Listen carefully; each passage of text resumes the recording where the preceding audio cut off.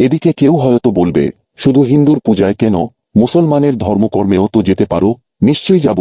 আমাকে যদি মসজিদে মসজিদে নামাজের ইমামতি করতে দেয়, নিশ্চয়ই করব।